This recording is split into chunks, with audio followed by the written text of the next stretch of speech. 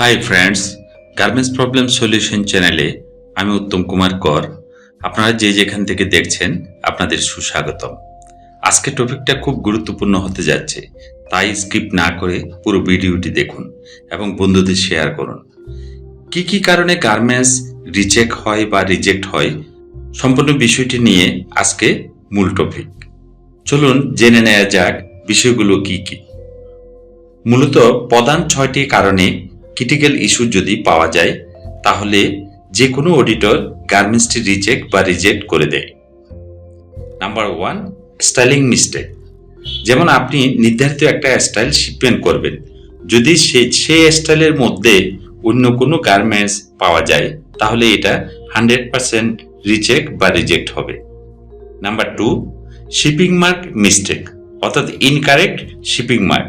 যেমন কার্টনের উপরে destination mistake, barcode mistake, colour mistake, country sticker mistake. As per buyer requirement wise যদি না হয় তাহলে 100% রিজেক্ট হবে।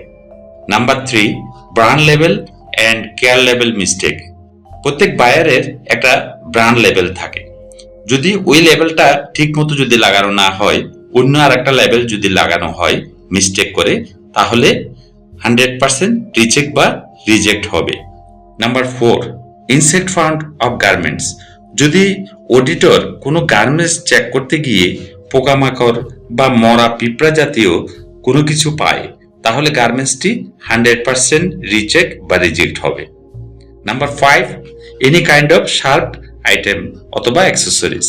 যেমন স্টাপলার মেশিনের পিন, যদি নিডেল ডিটেক্টর মেশিন দ্বারা চেক ছাড়া কোনো গার্মেন্টস প্যাক করা হয় তাহলে ফাইনাল ইন্সপেকশনে এই ধরনের নিডেল ভাঙা অথবা পিন জাতীয় লৌহ পদার্থ পাওয়া যায় তাহলে 100% রিজেক্ট হবে।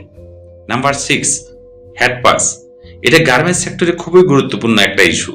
পুলওভার গার্মেন্টসগুলোতে যদি কোনো কারণে যে কোনো বয়সের মাথা দিয়ে যদি তার হেড পাস না হয়, এটি 100% রিজেক্ট হবে।